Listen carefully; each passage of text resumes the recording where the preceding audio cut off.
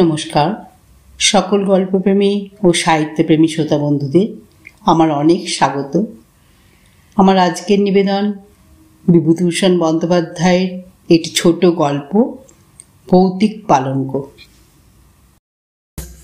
অনেক দিন পর সতীশের সঙ্গে দেখা। বেচারা হন্তদন্ত হয়ে ভিড় ঠেলে বিকালবেলা বেন্টিং স্ট্রিটের বাঁ দিকের ফুটপাত দিয়ে উত্তর মুখে চলেছিল। সমস্ত অফিসে সবেমাত্র ছুটি হয়েছে। শীতকাল, আধো অন্ধকার আধো আলোয় পথ ছেয়েছিল।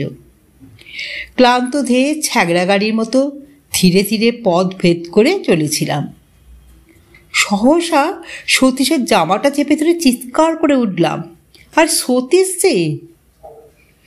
সতীশ সবিস্ময়ে পানি চেয়ে বলে উঠল, খগেন, বাই গড, আমি তোমাকেই খুঁজছিলাম। বললাম, তার প্রমাণ? আমাকে ধাক্কা দিয়েই তুমি চলে গেছলে আরেকটু হলে। ভাগ্যিস ডাকলাম। সরি, আমি এখন বিশেষ ব্যস্ত। তা তো বুঝতেই পারছি। তা কোথায় চলেছ শুনি? তোমাকেও আমার সঙ্গে যেতে হবে। বেশি দূর নয়, যাবার পথে সব বলবো। আশ্চর্য, না বললে শুনবো না, জোর করে নিয়ে যাব। ছেলেবেলা থেকে সতীশকে চিনি। কথা অনুযায়ী সে কাজ করে, আর শরীরে কিছু বল থাকায় প্রায় ক্ষেত্রে সে বল প্রয়োগ করে স্বার্থসিদ্ধি করতে ভোলে না। অগত্যা তার সঙ্গে যেতে হলো।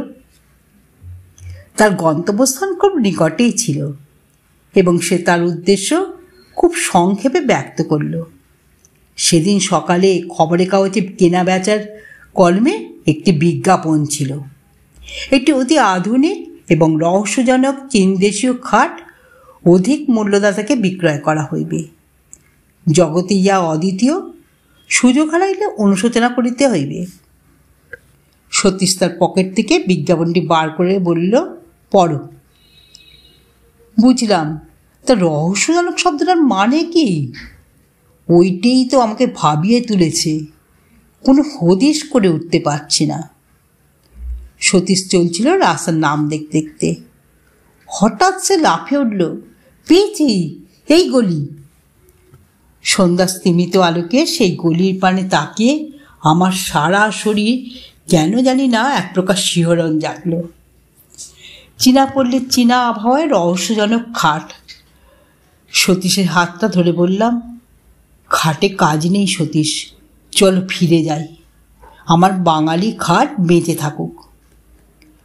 সতীশ প্রবল বেগে এক ঝাঁকানি দিয়ে উঠল। ভীতু কোথাকার, এতটা এগিয়ে এসে কখনো ফেরা যাবে না। গলির মোড়ে ডান দিকে একটা নিম গাছ ভূতের মতো মাথা উঁচু করে দাঁড়িয়েছিল। ওদিকে ডাস্টবিনের মধ্যে থেকে যত সব অখাদ্য কুখাদ্যের উৎকট গন্ধ ভেসে আসছে। অন্নপ্রাশনের ভাত যেন ঠিকরে বার হয়ে আসতে চাইল অসহ্য যন্ত্রণায়। নাকে রুমাল চাপা দিয়ে কোনো গতিকে পথ চলতে লাগলাম। একটা দমকা বাতাস বিভ্রান্ত হয়ে আচমকা দক্ষিণ দিক থেকে ভেসে এসে আমাদের শরীরে যেন আছাড় খেয়ে পড়ল। মাথার উপর দিকে কয়েকটা বাদুড় ডানার শব্দ করতে করতে উড়ে গেল। দুটো অভিভাবকহীন কুকুর এই অনধিকার প্রবেশকারীর পানে চেয়ে বিশ্রী সুরে অভিযোগ করতে লাগলো। পথে আর জনবাড়ির চিহ্ন পর্যন্ত ছিল না। পাশে একটি চীনা ডাক্তারের বহু পুরাতন সাইনবোর্ড, তার উপরকার নরকঙ্কাল ছবিটি জীর্ণ প্রায়।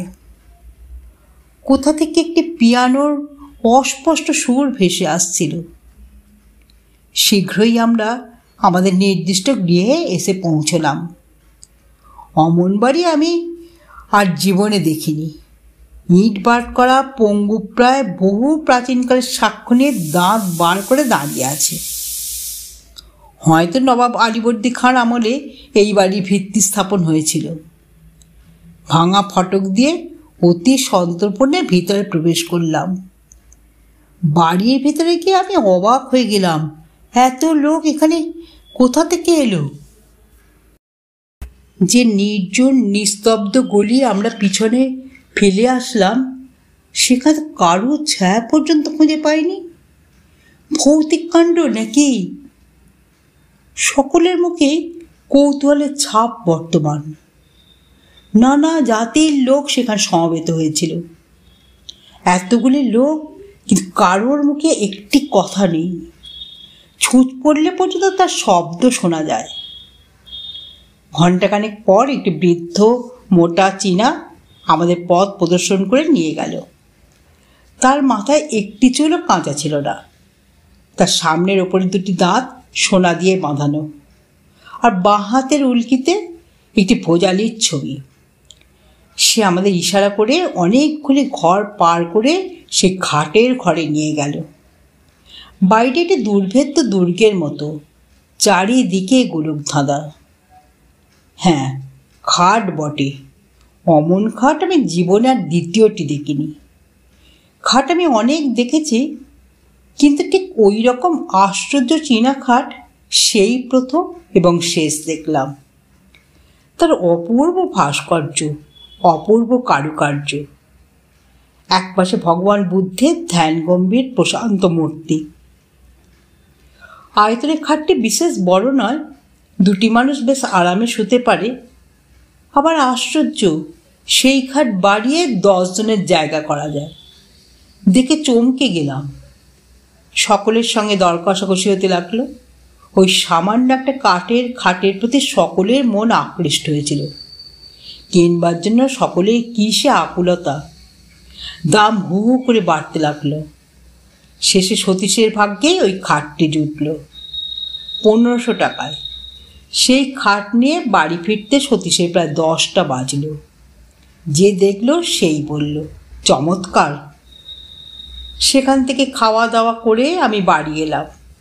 সতীশ বলল, আবার এসো, নেমন্তন্ন রইল। তথাস্তু বলে চলে এলাম। আমি যাবার আগেই পরের দিন সকালে সতীশ এসে হাজির। উস্কো কুস্কো চুল, মুখ শুকনো, চোখ দুটি জবা ফুলের মতো লাল। দুর্ভাবনায়, দুশ্চিন্তায় হয়তো সারা রাত্রি ঘুম হয়নি। আমি সবিস্ময়ে প্রশ্ন করলাম, আরে কি ব্যাপার? বিপদ, ভীষণ বিপদ। সতীশের গলা দিয়ে স্বর বার হচ্ছিল না। কিসের বিপদ? সেই খাট। একটা যে কিছু হবে তা আমি আগে থেকেই বুঝতে পেরেছিলাম। কেউ কখনো খাল কেটে কুমির নিয়ে আসে? হাজার হোক, ওটা একটা রহস্যজনক খাট। পূর্বরাত্রের ঘটনা সে সবিস্তারে বর্ণনা করে গেল। সারা রাত্রি সে ঘুমোতে পারেনি। ওই খাটের ওপর সে শুয়েছিল। হঠাৎ মধ্যরাতে তার মনে হলো কে যেন খাটটা নাড়াচ্ছে। উঠে সুইচ টিপে আলো জ্বেলে দেখল, না, খাট ঠিকই আছে। আবার শুয়ে পড়ল, আর খানিক পরেই ঘুম ভেঙে গেল। কিসে একটা ভীষণ শব্দে সারা ঘরখানে যেন গম গম করছে। দেয়ালের সঙ্গে যেন খাটখানার ভীষণ ঠোকাঠুকি হচ্ছে। ধর্মর করে উঠে ও আলো জ্বালল। না, সব কিছু নিঃশব্দ, নিথর। কোথাও এতটুকু শব্দ নেই। সে আবার শুয়ে পড়ল। এবার আর সে আলো নেবালো না। ভোর রাতে কার দুর্বোধ্য আর্তকণ্ঠের বিলাপধ্বনিতে তার চেতনা ফিরে এলো। কে যেন খাটের পাশে বসে বিনিয়ে বিনিয়ে কেঁদে মরছিল।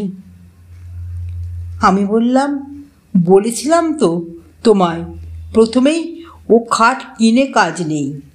যেমন তোমার রোগ, এইবার বোঝো। সতীশ বলল, দেখো খগেন, তোমার হয়তো বুঝিয়ে বলতে পারবো না। ওই হতভাগা খাটখানার ওপর এমন মায়া লেগে গেছে যে কি বলবো। আমি ওকে ছাড়তে পারবো না কোনো মতেই। তবে মরো ওই খাট নিয়ে। আমি তোমার সাহায্য চাই। আমার সাহায্য? হ্যাঁ, আজ তুমি আমাদের ওখানে রাতে খাওয়া দাওয়া করবে। সারা রাত না ঘুমিয়ে ওই খাট পাহারা দেব। দিকের গলদ কোথায়? আর আমার অফিস? পাগল, কাল যে রবিবার। অগত্যা বন্ধুকে সাহায্য করবার জন্য সন্ধেবেলা তাদের বাড়ি গিয়ে হাজির হলাম। সতীশ আমারই অপেক্ষায় পথপানে চেয়েছিল। সে সোল্লাসে চিৎকার করে উঠল, সুস্বাগতম, সুস্বাগতম। তারপর আর কোনো গণ্ডগোল হয়নি তো? না, দিনের বেলা গণ্ডগোল হবার তো কোনো কারণ নেই। সতীশের মা বললেন, দেখো দেখি বাবা খগেন, এত বলছি যা বিক্রি করে দে, তা আমার কথা যদি ও শুনেছে। সতীশ বলল, বলছো কি মা, ভয় পেয়ে 1500 টাকার খাটটা বিক্রি করব? খাওয়া দাওয়া সেরে রাত্রি জাগবার সাজ সরঞ্জাম নিয়ে আমরা দুই বন্ধুতে খাটের ঘরে গিয়ে বসলাম। আমার হাতে দীনেন রায়ের ডিটেকটিভ উপন্যাস আর সতীশের হাতে হেলথ অ্যান্ড হাইজিন। রাত্রি কমে কমে বাড়তে লাগলো। ঠিক হলো, আগে সতীশ ঘুমাবে আর আমি জাগবো, তারপর সতীশ জাগবে আর আমি ঘুমাবো। বইখানা খুলে আমি বসে পড়লাম। পড়তে পারলাম না একটি অক্ষরও। এক দৃষ্টিতে তাকিয়ে রইলাম। চারদিকে কান খাড়া করে বসে রইলাম ভয়ে ভয়ে। এতটুকু শব্দ থেকে থেকে চমকে উঠছিলাম। ওই বুঝে অপদেবতা আমার গলাটি দিলে টিপে। কাদের বাড়ির ঘড়িতে সুর করে 2টো বেজে গেল। হঠাৎ পড়ে এলো কে যেন বাইরের বারান্দায় চলে বেড়াচ্ছে। তার পদশব্দ বেশ স্পষ্ট হয়ে উঠল। আমার সারা শরীর ডোল দিয়ে উঠল, লোমগুলো খাড়া হয়ে উঠল। হঠাৎ সশব্দে খোলা জানালাটা বন্ধ হয়ে গেল। মুহূর্ত বোধ হলো আমি যেন শূন্যে উঠে গেছি। আমার জ্ঞান যেন লোপ পেয়ে গেছে। আমি মৃত না জীবিত তাও ঘোর সন্দেহের বিষম হয়ে উঠল। আমি সবাই ডেকে উঠলাম, সতীশ, সতীশ। সতীশ ধড়বড় করে উঠে বসল। ব্যাপার কি খগেন, ব্যাপার কি? ভয় ও বিস্ময় আমার মুখ দিয়ে কোনো কথা বেরোলো না। সতীশ আমার 2 কাঁধ হাত দিয়ে নাড়া দিয়ে ডাকলো, খগেন, খগেন। আমি আঙুল দিয়ে কপালে ঘাম মুছে বললাম, উফ, যা ভয় পেয়েছিলাম। তা তো বুঝতেই পারছি। যাক, আর তোমায় জাগতে হবে না, তুমি ঘুমো, আমি জেগে বসে আছি। না, আমারও ঘুমিয়ে কাজ নেই। আর তাছাড়া ঘুমও আমার হবে না আদৌ। ভীতু কোথাকার। তারপর ভীতু আমি ও সতীশ দেওয়ালে ঠেসান দিয়ে বসে রইলাম। আমরা দুজনেই নিঃশব্দে জেগে রইলাম। কেউই একটিও কথা কইলাম না। আমি খোলা জানালা দিয়ে বাইরের টুকরো আকাশের পানে এক দৃষ্টি তাকিয়ে রইলাম। অসংখ্য তারকা মিটমিট করে জ্বলছিল। বোধ হলো তারা যেন আমাদের বিপদে ফিক ফিক করে হাসছে। আমরা চুপটি করে বসে আছি। এমন সময় হঠাৎ ইলেকট্রিকের আলো দপ করে নিভে গেল। আমরা সমস্যারে বলে উঠলাম, কে? বোধহয় কে যেন মেন সুইচ বন্ধ করে দিয়েছে। হঠাৎ এক উৎকট হাসিতে সারা ঘর ভরে উঠল। অমন হাসি আমি জীবনে কাউকে হাসতে দেখিনি। হাসি যেন আর শেষ হতে চায় না। সে কি বিকট শব্দ, হা হা হা হা হা হা, হি হি হি হি হি, হো হো হো হো, হে হে হে হে। বোধ হলো কে যেন ঠিক দরজার কাছে এসে হেসে খুন হচ্ছে। আমি শিউরে উঠলাম। সতীশ চট করে টর্চটা দরজার উপর ফেলল। তাতে হিতে বিপরীত হলো। বোধ হলো কে যেন দরজার ঠিক বিপরীত দিকে জানলার ধারে বসে আর্তকণ্ঠে বিনিয়ে বিনিয়ে কেঁদে মরছে। তার কান্নার কোনো ভাষা খুঁজে পেলাম না। কেবল একটা করুণ সুর সারা ঘরময় ঘুরে ঘুরে মরতে লাগলো। তারপর সেই খাটের উপর দিয়ে সেই বিলাপধ্বনি হার নড়ল না। তার কান্নায় যেন খাটটা ভিজে গেল। সেই অবদ্ধ ভাষার সকরুণ বিলাপধ্বনি চিত্তে এমন এক অজ্ঞাত বেদনার সঞ্চার করল, যার ফলে আমাদের সমস্ত শক্তি যেন ক্রমে ক্রমে লোপ পেতে লাগলো। মনে হলো কে যেন ক্লোরোফর্ম দিয়ে আমাদের অজ্ঞান করে দিচ্ছে। আমরা যেন ধীরে ধীরে অচেতন হয়ে পড়ছি। সতীশের সাহসটা ছিল কিছু বেশি, তাই সেই খাটের উপর টর্চ ফেলে গর্জে উঠল, কে কে ওখানে? কিছুই দেখা গেল না, কেউ সাড়া দিল না। সহসা সেই খাটখানা ঘরময় দাপাদাপি শুরু করে দিল। মনে হলো অগণিত নরকঙ্কাল যেন তার চারদিকে নৃত্য করছে। তাদের হাড়ের খটখট শব্দে কানে পর্দা ছিঁড়ে যাবার উপক্রম হলো। আমার বুকের ভেতরটা টন টন করতে লাগলো কিসের যেন বেদনায়। বোধ হলো হয়তো বুকখানা ভেঙে চুরমার হয়ে যাবে। একটু একটু করে আমার জ্ঞান হারিয়ে গেল। তারপর কোথা দিয়ে যে কি হয়ে গেল তা ঠিক বুঝতে পারলাম না। বোধ হলো আমি যেন অনেক দূরে একটা চীনা বাড়ি গিয়ে হাজির হয়েছি। একটি ছোট ঘরে তখন সেই গভীর রাতে টিম টিম করে একটি দীপ জ্বলছিল। ঘরের মেঝের উপর একটি লোক মুমূর্ষু অবস্থায় পড়ে রয়েছে।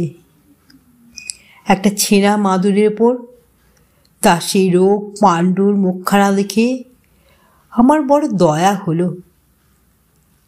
রোগে ভুগে ভুগে বেচারা কঙ্কালসার হয়ে গেছে। তার পাশে বসেছিল তার স্ত্রী হবে বলেই মনে হলো। চেহারা কিন্তু তার স্বামীর 4 গুণ। একটা মস্ত টুলের উপর সে বসে ঢুলছিল। তার পাশেই আমাদের খাটটা দেখে আমি অবাক হয়ে গেলাম। 7 সমুদ্র 13 নদী পার করে এটাকে কে এখানে নিয়ে এলো? হঠাৎ স্ত্রীলোকটি বিকট একটা হাঁ করে হাই তুলল। তারপর দুটো সশব্দ তুড়ি দিয়ে একবার ঘরের চারদিকে দেখে নিল। দেখলাম তার স্বামী ইতিমধ্যে উঠে সেই খাটের দিকে এগিয়ে গেছে চুপি চুপি।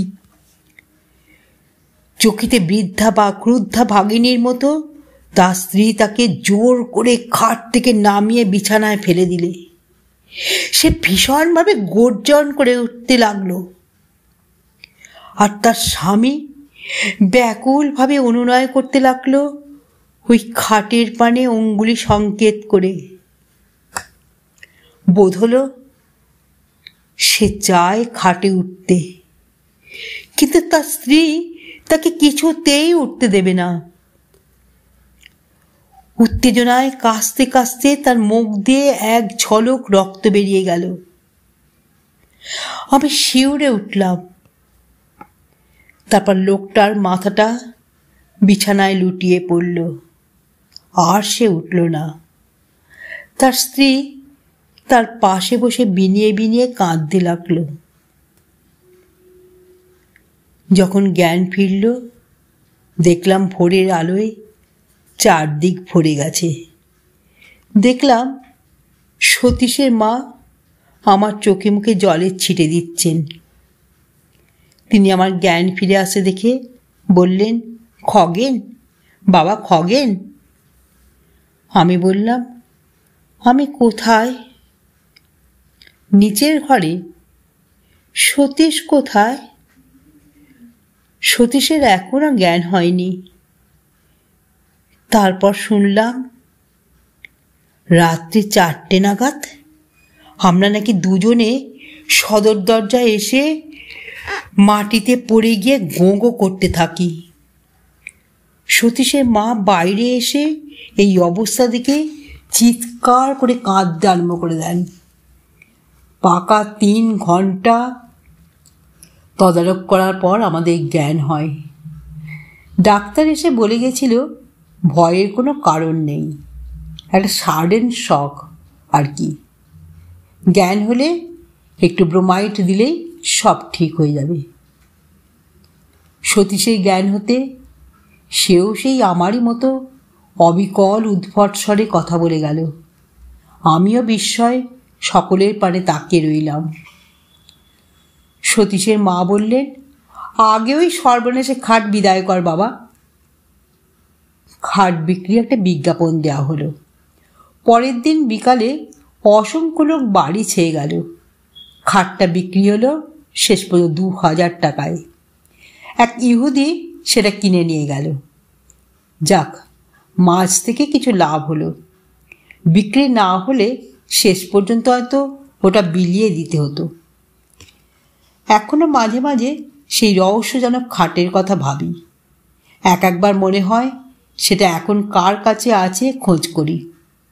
সেই অতৃপ্ত আত্মা যাকে তার দুর্দান্ত স্ত্রী কোনো ক্রমেই ব্যাধির ভয় খাটের উপর জীবিত অবস্থায় শুতে দেয়নি, সে কি আজ তৃপ্ত হয়েছে, না এখনও সে ওই খাটের পিছনে প্রতি রাত্রে ঘুরে ঘুরে মরে, কাউকে ওর ওপর শুতে দেবে না বলে। বিভূতিভূষণ বন্দ্যোপাধ্যায় রচিত ভৌতিক পালঙ্ক এখানেই সমাপ্ত হলো। যদি শ্রোতা বন্ধুদের আমার গল্প পাঠ ভালো লেগে থাকে তাহলে অবশ্যই আমার চ্যানেলটিকে সাবস্ক্রাইব করে পাশে থাকা বেল আইকনকে প্রেস করে অল করে দেবেন। তাই যখনই আমি নিত্য নতুন গল্প আপলোড করব আপনারা সঙ্গে সঙ্গে পেয়ে যাবেন। আপনারা সকলে খুব ভালো থাকবেন। নমস্কার।